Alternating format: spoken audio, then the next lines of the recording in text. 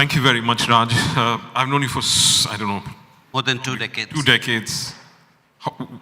How's the Raj Nayak of then different from the Raj Nayak of today in terms of the industry? First of all, I must tell you, I've known Anil for almost 2 decades, and probably the pioneer when it came to journalism on the television industry, and I've seen you evolve and grow, and you've come a long way. For last 3 years, I haven't given a single interview. Okay, you must have just seen me answering questions in press conferences, but I haven't given a single interview. And I think this is your way of getting me to answer all your questions. So it didn't strike me until, I went to the loo, because it's very cold. So 3 times I've been to the loo, and I was like, So have I. I mean, we're getting older, all of us. I have to be a little careful on the tricky questions that he's going to ask. There are no tricky questions, Raj. I've seen this industry evolve. I mean, I was one of the lucky people who was at the right place at the right time. Way back in 1992 is when I got my letter of offer from Star TV. So I was the 6th employee of the company. And I joined Star TV on my birthday in 1993, on 2nd of Jan, and worked with News Corp for almost 1 month before my 10 years. And it's been amazing, from seeing cable operators running lines and then the competitors going and cutting the cables. I've known people carrying guns in Mumbai city. I mean, you know all that, right? So from there to where the industry has evolved, I think one of the nicest thing about our industry is there have been no rules, but as the industry has progressed, rules have been written, rewritten, and it's worked. And end of the day, today we have an industry that's so big, so organized, and all the challenges that we keep talking about is something that will continue to be there. Probably 10 years or 2 decades from now when we sit back, there will be new challenges. And that's the nature of the beast. And I'm very proud to have been part of seeing it from its inception to where we are today. So what's the difference between the Raj of then and today? The Raj of then was a person who didn't understand how to spell television. The only thing that we had was we grew up with Doordarshan.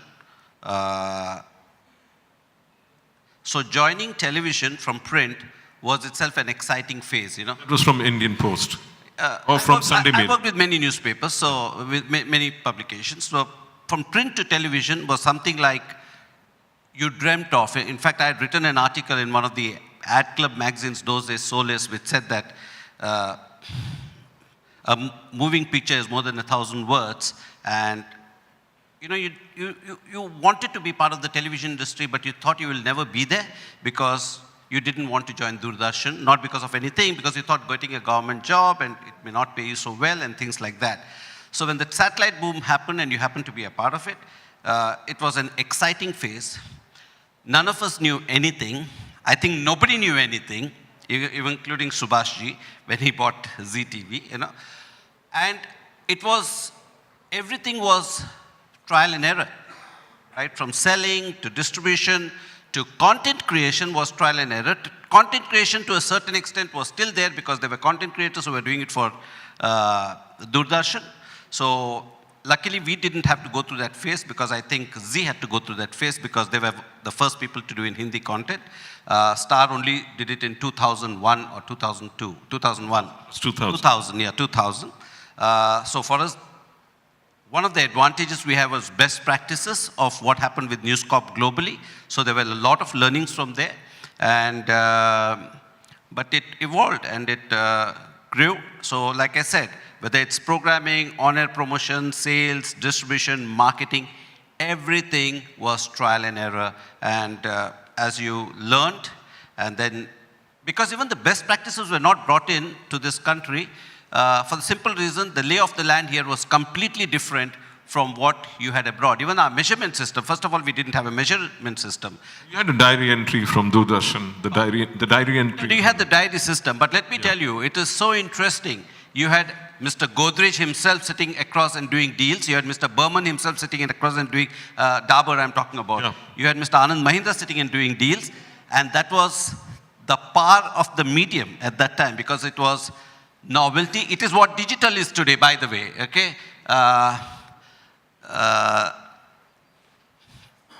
Then, anything new has its novelty value, and everybody rallies around it because that's different, and it's nice to talk about it.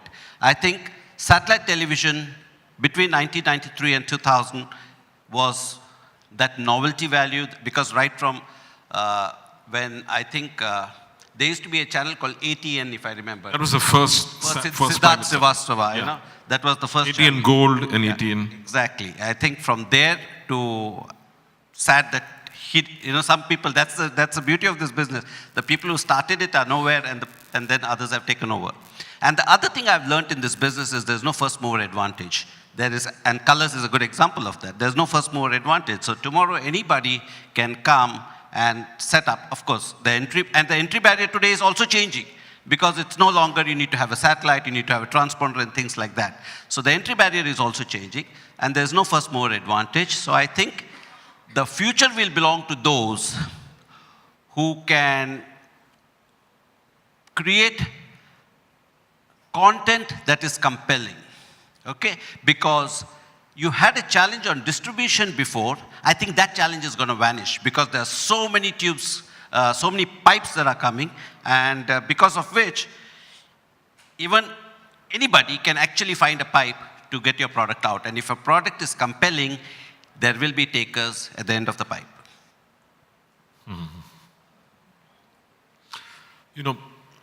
You constantly reinvented yourself. Why?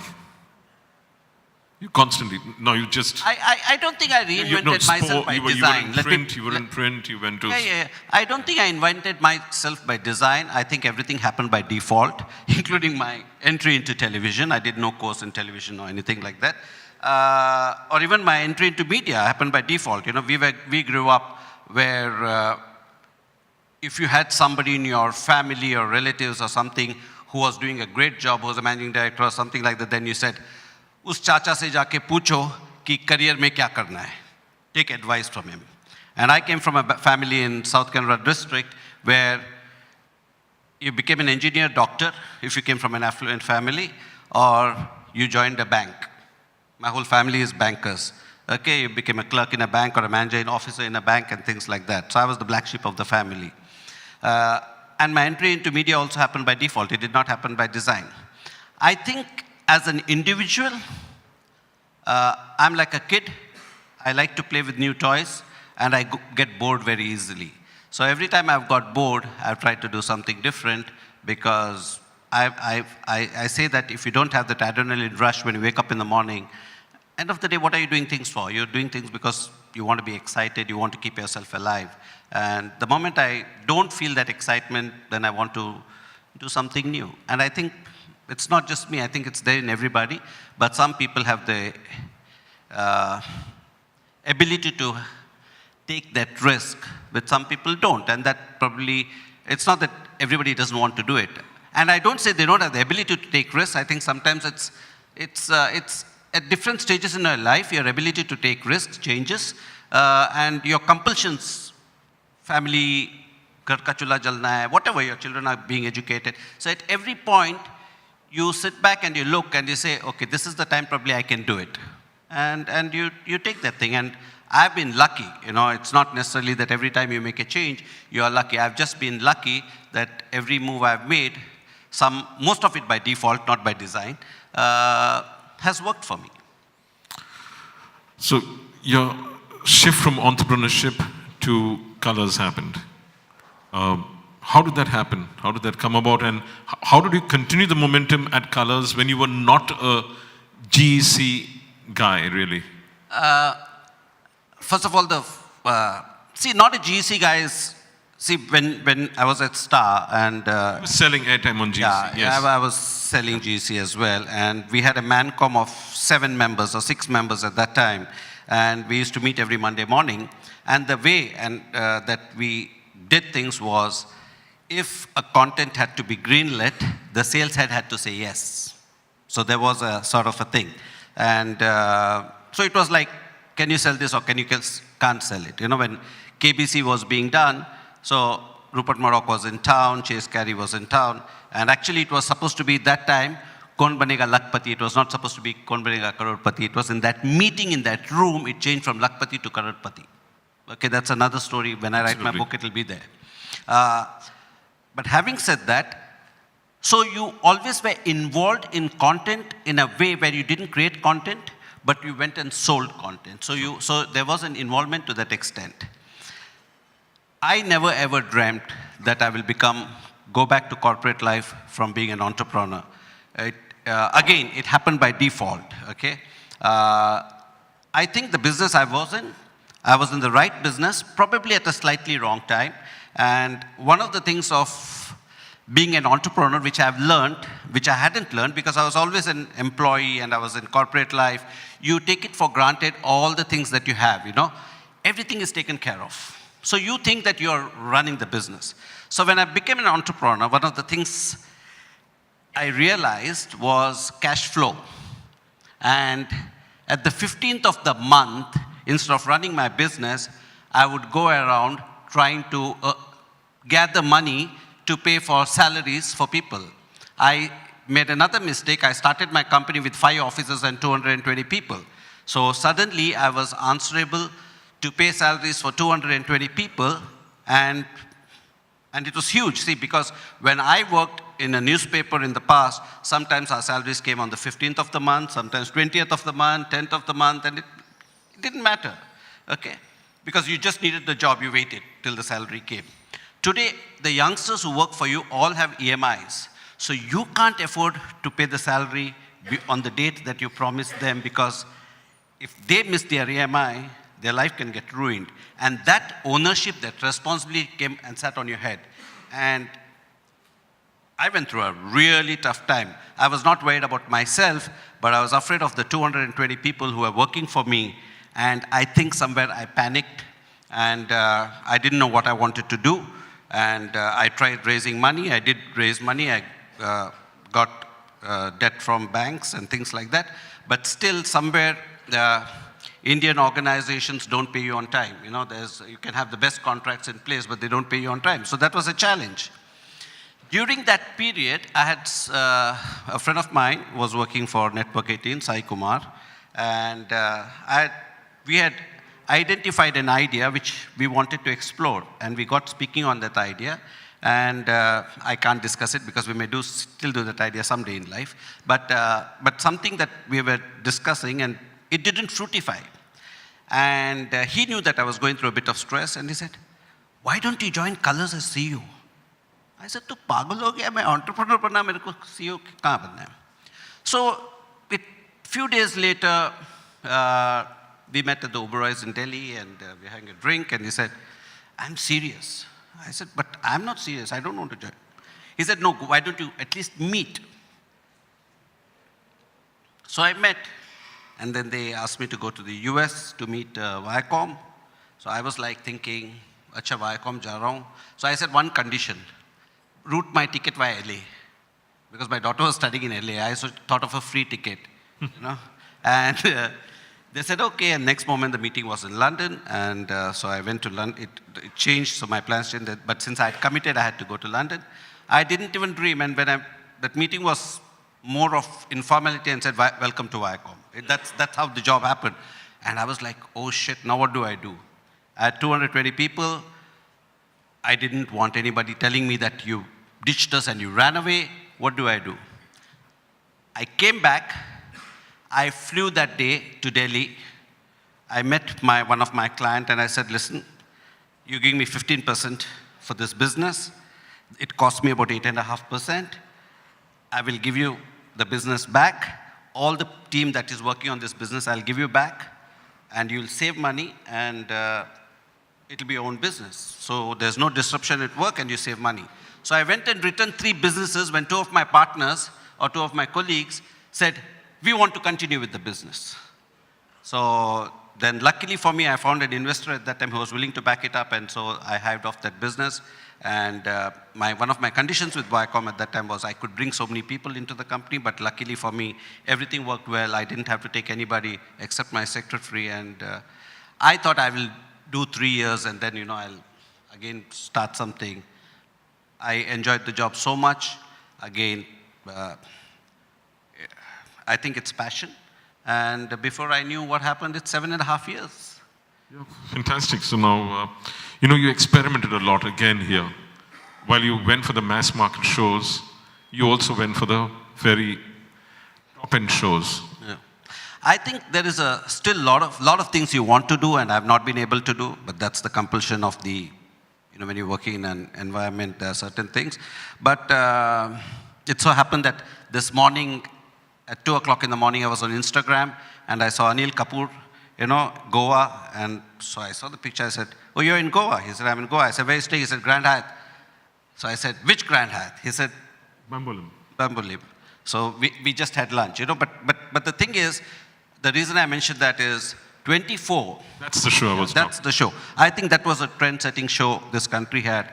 And I think the problem is because we are so used to making shows at 8.5 lakhs or 10 lakhs and things like that, and because the profitability is that much more, you needed a Netflix to come to India, you needed Amazon to come to India for broadcasters to change, and it will change, and this change will happen faster than you think in terms of quality of content going up.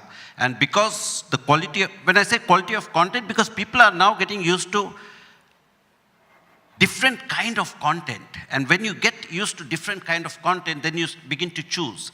So even linear television will have to change its style of narration, its style of hook, and things like that. The same thing will not work. It may work for another year, 2 years, but it will change. And you can see that happening. If you see our own ratings, it's going down, right? I mean, the viewership is going down. I mean, overall viewership may be going up, but if you see shows, there was a time when a Kyuki Saas Bhi Bahoti gave you 20 rating. Today you're talking about I think, 2 rating, Ashish, 2.5, most of our shows. And that also, to get 2.5 is a challenge.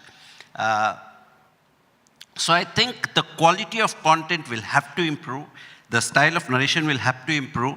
And somewhere, I think seasonal, which we started in Colors again, we did seasonal shows, whether it's a Nagin, whether it's a 24, whether it is a Kavach, we've experimented. I think that will happen more and more with even linear television. So the content cost is going to go up. Actually, it's going down. The content cost is going down. Across, everyone's pushing pricing down. No, it's not true, because I know for sure everybody is saying that, but the contest cost is not going down. It's only going up across broadcasters. And that is reality. Because I know one broadcaster tried to change the thing. I will not name the broadcaster. Neither will I. And the other broadcasters. They called producers and said, produce the content in this amount of money. That lasted for 6 months. They've gone back, and today they're paying more money than what they were paying. Sometimes what others are paying. But that's reality. All right. Now, while you were, while you were running your successful network, you were also very passionate about the industry. I've seen you support several industry initiatives when no one else was, which was needed. What was the need for that? Come on. No, because I think that if you're part of an industry, anything I am today, whatever I've achieved today in my life, I think is because of this industry. So if you don't give back to the industry that's given you so much, I think you're doing a disservice. And whatever I do, whenever I do, I think I owe everything to the media industry, and that is something that will remain in my DNA rest of my life. Okay. When you were CEO, so let's say when you were doing ad sales, when you were doing ad sales, how much did distribution really absorb you and involve you? See, going on from sales to CEO to COO, correct me, yeah. So how much did distribution, cable TV, DTH? See, in the initial stages, I think distribution, even though Subhashji was one of the, I am a big fan of Subhashji, because I think he's the pioneer in everything, whether it is Plavin, whether it is Agrani Satellite, whether it is City Cable, whether it is DTH, whether it's going international. Okay, so I see him as a visionary in many, many ways. And even now when he's spoken about Z-Sale, getting a strategic partner, he always sees things ahead of time. And so and he's the person who said, I think almost 20 years ago, if content is king, distribution is God. He's the one who identified it much before all this carriage fees and things came into play. Personally, there has been no need except during NDTV time for me to get totally involved with distribution, because there have been people who have been experts in that particular thing. In Star, we had Arun Mohan, and then we had somebody else. I don't remember the name. Huh? Javed, exactly. And now... Senior Christian Kuti later. So didn't have to. And even here, it is more from a strategic point of view, inputs and things like that. But then again, in Viacom, we had Anuj Gandhi, who's a veteran. Probably he and I spent similar years in broadcasting industry. And so that we would have discussions in terms of inputs, or, you know, what if you're doing a deal with Tata Sky, what needs to be done or shouldn't be done. But other than that, not necessarily on a day-to-day basis. So did reach and availability influence your content decision? Of course. I mean, you know, there was a time when broadcasters used to switch on and switch off different operators to see where the ratings are coming from. I mean, that was also an era, right? And yeah, it does, distribution plays a very important role. But I think now, because after digitization, and we have switch-offs once in a way when we have there's a dialogue going on, or there's a breakdown in dialogue with the operator. But it's fine. I mean, you know, and I think over a period of time, the impact that it has on the ratings doesn't really matter. It's so minuscule. And advertisers also know that this is a temporary phenomenon. It's going to be fixed. So it doesn't actually impact your revenue. Yeah. So you know, now you've announced your departure. I'm not going to ask you where you're going. That's your personal prerogative. What does it feel like now that you've announced your departure? You'll be here for 3-4 months or 5 months or whatever duration. So what does it feel like? I must say this, that my last 7.5 years at Viacom 18, I'm still there. I'm there till February at this moment. I can say this has been one of, I mean, every phase of my life has been very interesting. I look at Star TV, those 10 years were fabulous because I was learning.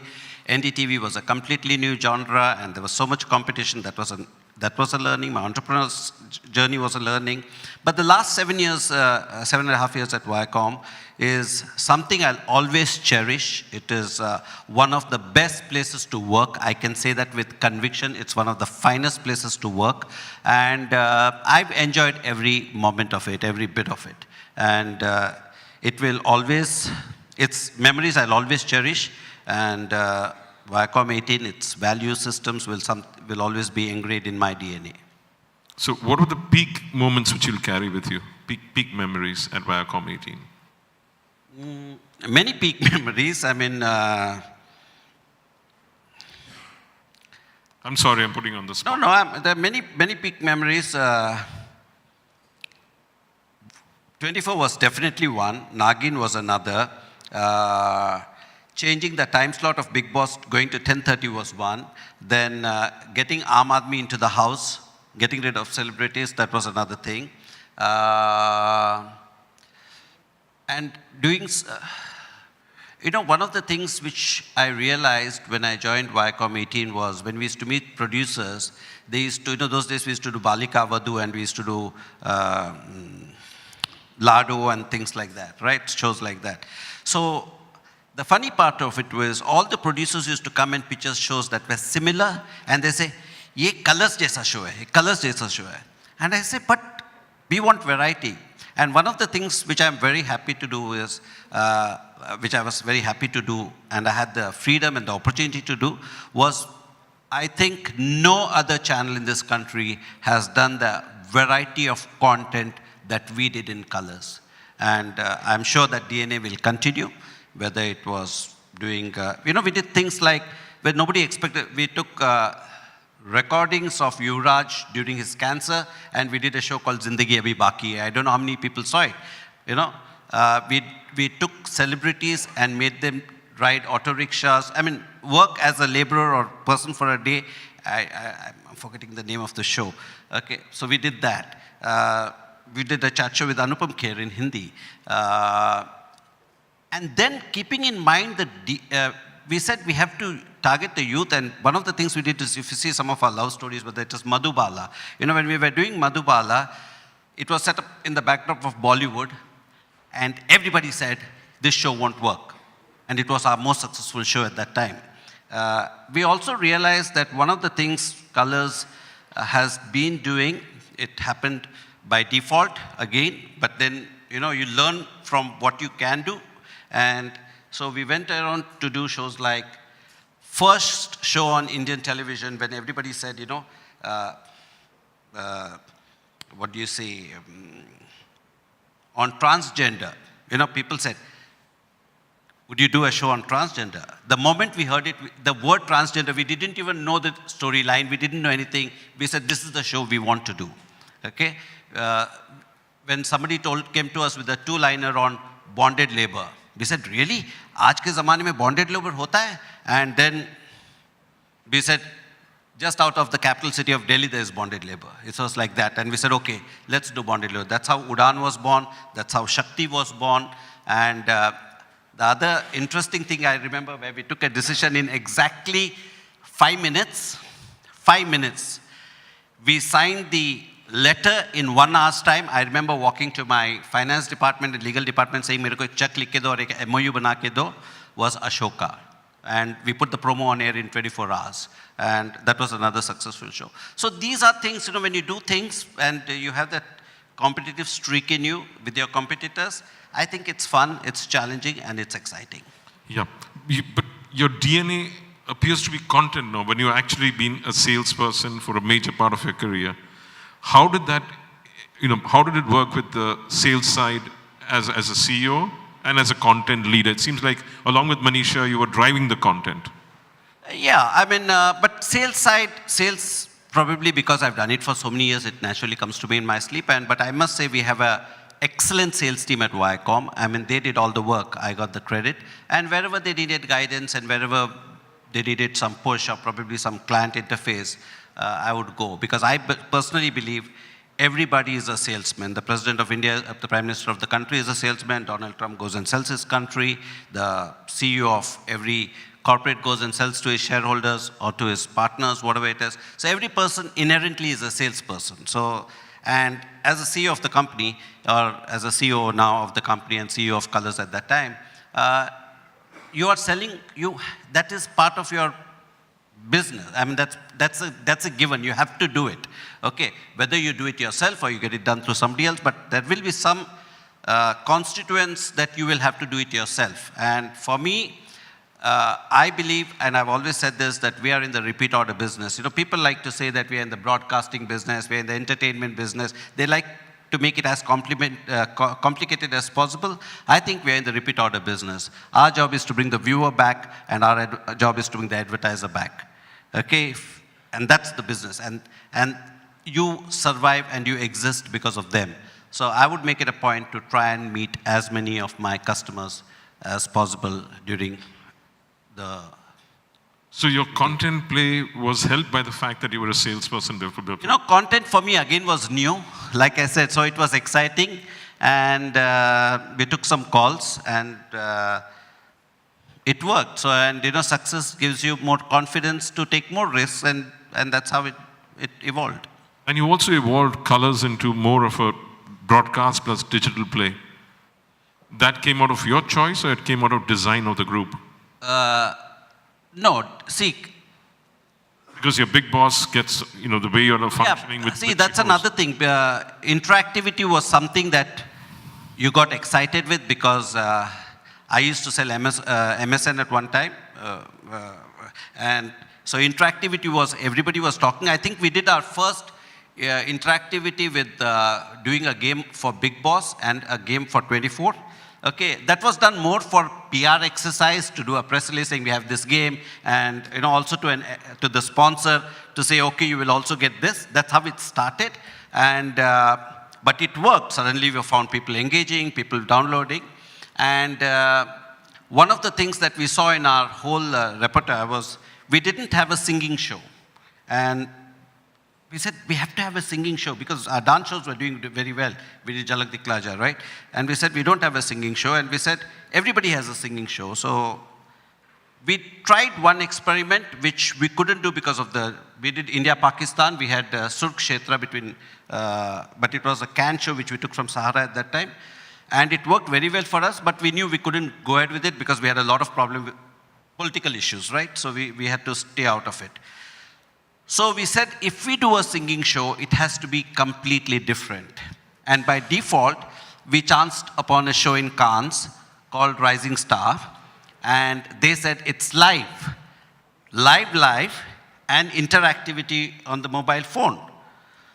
We were very excited. We said, let's do it. We got the rights for it. And where we had to import the screen from Germany. Every year the screen comes from Germany and goes back to Germany. I don't know how many of you have seen the show. The whole screen goes up. Once we got the show in the country and everything was done, and I was very excited, press release, press conference saying we'll be the first channel in the country to go live. And I sent my team to Israel to go and, to learn and things like that. And they came back saying they've gone live only 1 year after they stopped. I said, why? Because it didn't work the way it should have worked. I said, we bought the rights.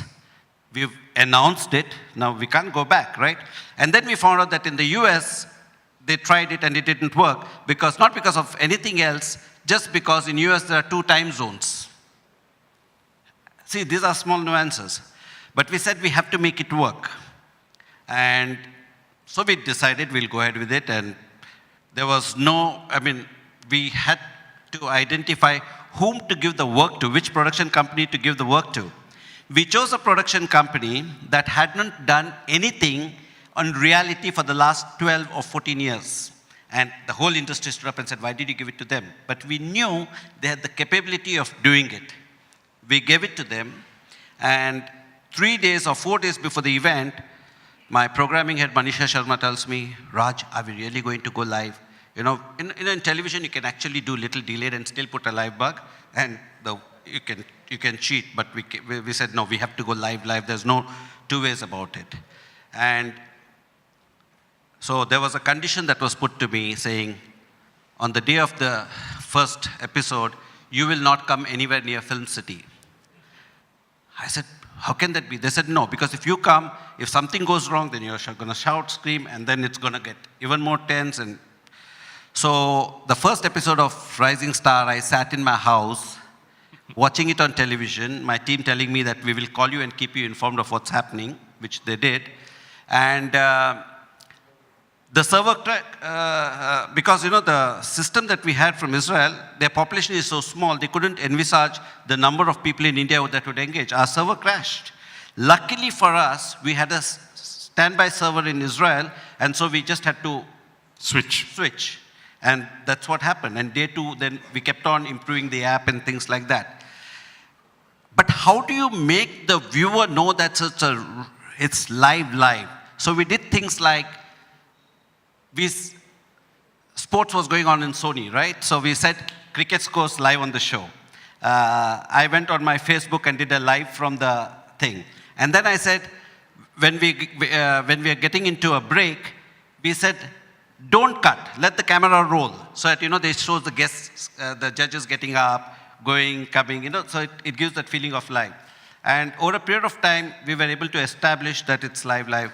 And I think it's every other channel is trying. So doing new things and sometimes doing the same things differently is what kept us going.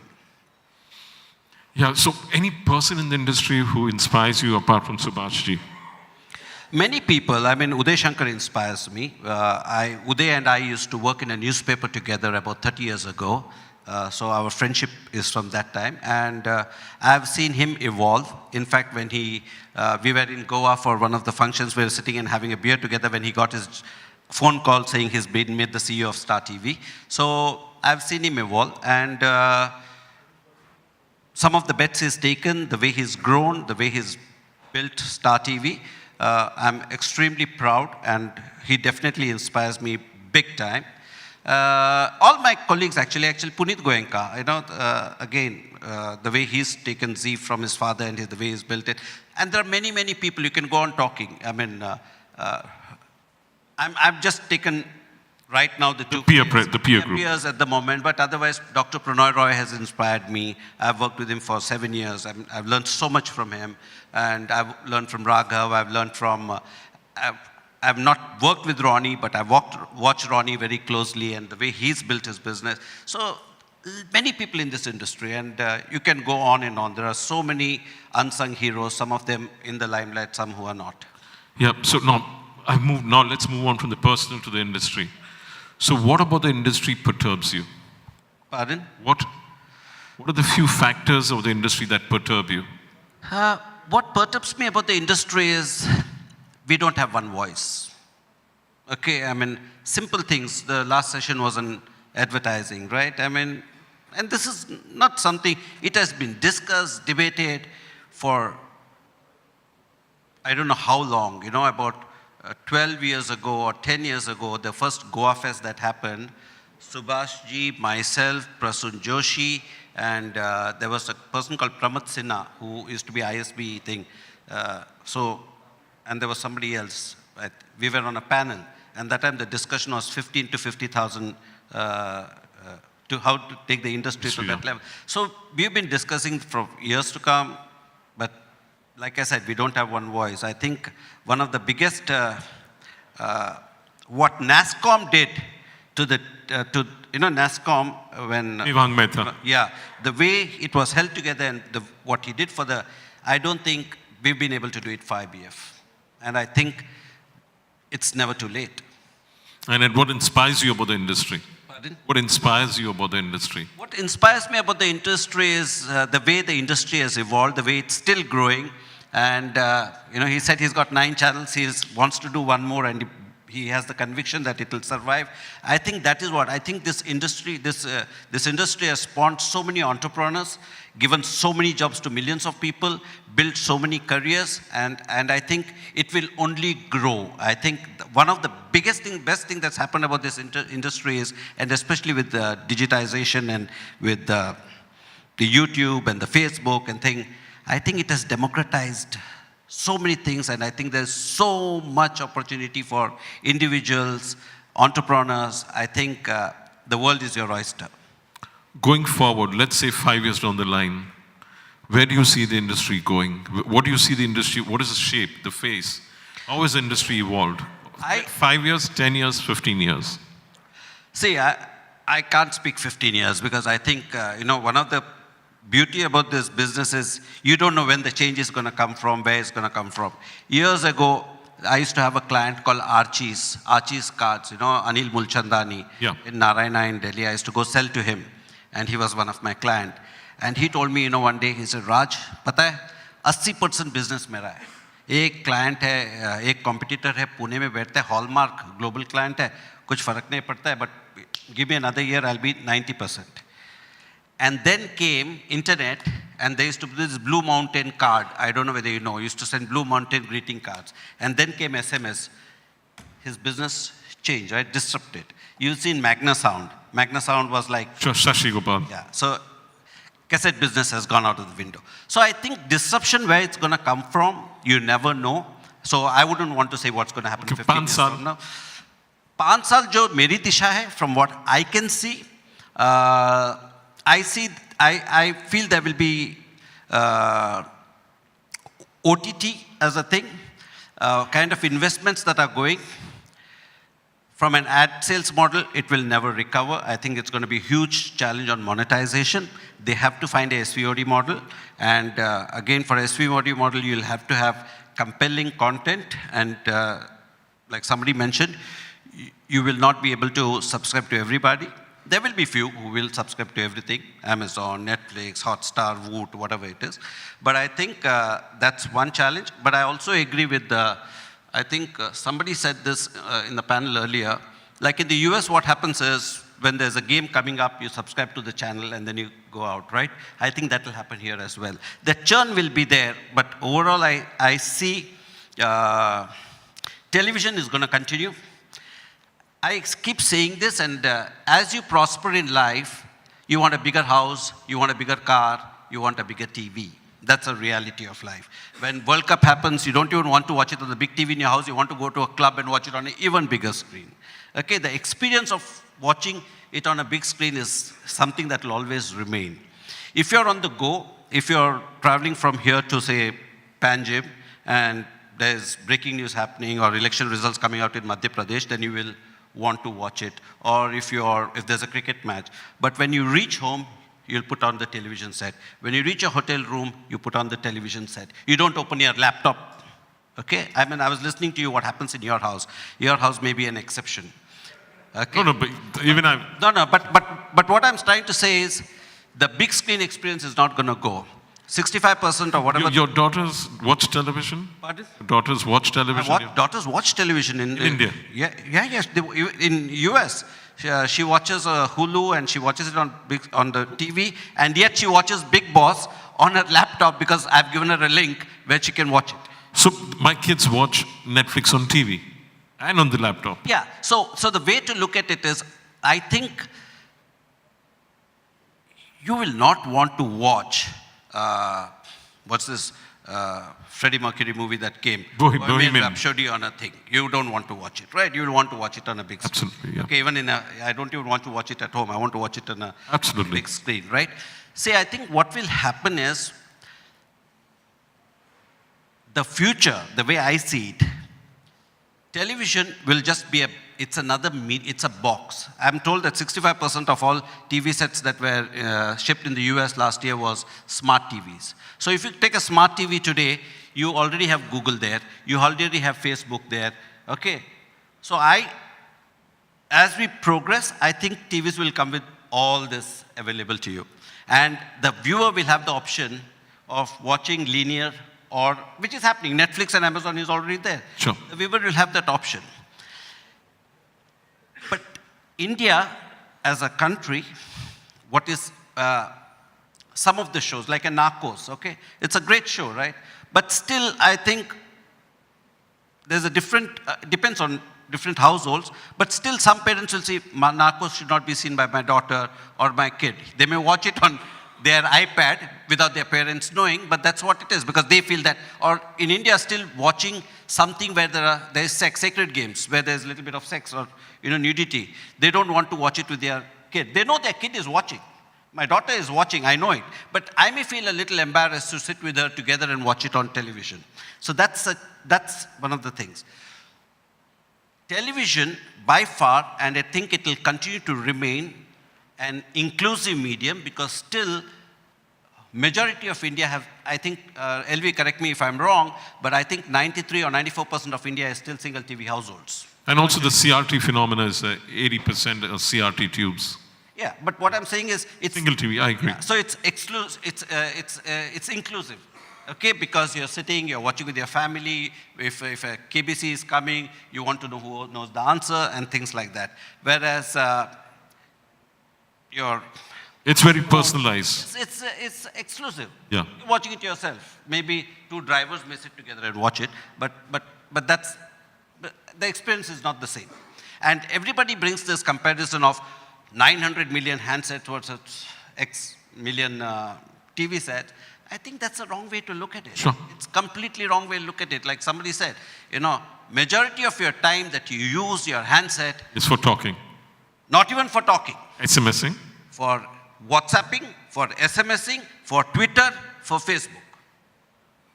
And again, if you look at Netflix and Amazon, let me tell you, I don't know how many here, but I don't even know what you watch or what your viewing habits are. I can give it to you in writing, not more than 3% of the content of Netflix any one of you have watched. That's reality. And yet you subscribe to it. Yep. Okay? Because that one compelling content, House of Cards changed the trajectory of Netflix. Sacred Games increased their subscription for Netflix. All you need is 2-3 golden nuggets in a year. That's enough to change the whole dynamics of your business. Great. I've asked a lot of questions. Audience, any questions to him? LV? Can we have a mic for LV, please? By the way, LV and I share the same birthday, 2nd of Jan. Happy birthday for 2nd of Jan. I'm reminding you because if you want to send presents, it's 2 months away. I think, Anil, it's not a question. I think I just have a comment. You mentioned about the key attribute of Raj, actually. Okay. And I think one of the biggest attribute of Raj is the fact that he is human. Okay. What has happened is the fact that because he's able to, he's so emotional about every element of things, he's able to connect with every consumer very, very easily in nature. Because he connects with consumers pretty easily or with people easily, he's able to understand the nuances of what can work and what cannot work, actually. So a large part of his success, I think, is largely because of the connect that he has on a one-on-one basis, not just in the industry as a whole, but even outside the industry that he is able to easily bypass and connect with, which I think is a very, very rare attribute and very few people in the entire media industry itself have. Right? I think hats off to him and a big salute to him, actually. Thank you, LV. You're very gracious in your praise. I think it's not just LV. I think it wasn't just LV. Everyone applauded. So, any other questions? I've just got horns. I got one question. Yeah, there is a question over here, and then Pankaj. Pankaj, I'm not trying to avoid you. You'll think I know that. Yeah. Please, yeah, I say mat bol. He's Yeah. asking when are we serving the liquor? Okay, there's a mic here. He's shouted first. You're all with me. My name is Madhav. I am a small cable operator in state of Maharashtra. We have got an independent control room over there in one of the district. My simple question to a veteran like this, that where this particularly, and I think you should be able to give us a perspective in a better way. This tariff order is going to, means look at the rates which has been declared by the broadcasters. Average Indian house needs maximum 12 to 17 channels. That's the small survey which we have done it. And look at the set of the channels which are available in every genre and the type of the broadcaster rates. Where we are leading, are we thinking of subscription to or rather the ARPU to the end customer at a rate of something around 550 plus, or going it in a reverse direction, customer will only subscribe for required 10 to 12 channels and may end up paying similar 10 to 100 rupees to the MSO, and ultimately the cost of the customer will remain in the range of 250. Where we are leading actually. It's a big question in every LCO's and MSO's mind. I think we are panicking a bit without waiting to see how the industry will evolve. I think all broadcasters, I haven't seen the numbers, but all broadcasters, I'm sure, also they are risking their business as well. So they will come with fair value. And I think all the stakeholders are going to benefit from this, okay? In the short run, there will be some disruption, there will be things, but I think every stakeholder is going to benefit because end of the day, the consumer will pay. See, if he's watching 17 channels and his 17 channels are going to come, he's not going to be bothered. He'll still pay you that same money, you know, because everything was wastage. I think what will happen is, even for broadcasters like us, the challenge is some of our channels, like Ashish mentioned, where the viewership is low, that will be a huge challenge for us. That's going to be a challenge. So how we package it, how we price it, what we do. But I think, I don't think anybody needs to panic in this. I think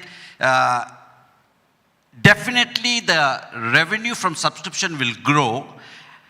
Your margin might slightly, the percentage may be less, but it's a smaller percentage of a larger pie than a larger percentage of a smaller pie. That's the way to look at it. And I think it's going to be a win-win situation for everybody. I don't think we need to react. I think we need to wait and watch. And I genuinely believe that the market will find its own level. No. The basic reason why I asked this question is, looking at the rate and the declaration which broadcasters, everybody has declared, every MSO is thinking of offering the channels maybe on a la carte basis in the first go itself, instead of opting for the packages which has been declared by the broadcaster. So whether broadcaster will wait to understand that what they are really worth of, or they will reduce the rates. It's not a permanent thing, right? It can change every year. Okay. So I think right now, everybody is trying to figure out how it will change, how it will evolve, dynamics. It's not that the broadcasters have some magic wand that they know how it's going to pan out, right? Nobody knows. Everybody is speculating, guessing, and things like that. But the beauty about this is you can do course correction as you go along. Okay. Thank you. Yeah. Pankaj now. Hi, All Raj, yours. how are you? Raj, hi. So Anil's asked you all the questions. What happens in February, corporate or entrepreneurship? And there's a lot of buzz on Bollywood or content. Creation. If he wants to Can I say announce that it, out? we can say no comment. I promised him I wouldn't ask that, but you're No, asking it without asking me. The question for you, Anil, was when is the liquor? So let's limit to that. Raj, I thought you were my friend, so please am. don't put me in a spot. so give us an option, A or a B, entrepreneurship or corporate? I don't know right now. I haven't even thought about it. As and when I do, I'll let you know. Right. Ask another intelligent question. The question for you is when is the liquor, yeah? Ask an intelligent question. That's a journalistic question. Sorry. What time does the bar open? That's the most intelligent question. What? Anil. If you are done, we can open it now. The bar is open. It's open. It's all, no problems on that front. The events team has to tell me. Is it open? Huh? Fantastic. So the bar is open. There'll be lots of dancers here. I mean, Amit is heading the events team. I'd like to give a round of applause to my entire team, to Datta, to Amit. I mean, I think we've had challenging times. We've had the NTO. We've had a few broadcasters not turning up. Yet I went ahead with this show. I've invested a lot of money in this. It may be a loss leader for us, but I hope it will benefit the industry. I still went ahead with it. I'm not asking for charity or anything, but this is something I believed in, that the industry is moving towards. There will be convergence, video and broadband. And we need to make that statement. That's why we went ahead with it. So thank you to all of you who've come here. Really appreciate it. Thank you so much. Thank you, Raj, for the wonderful conversation. Okay. Thank you.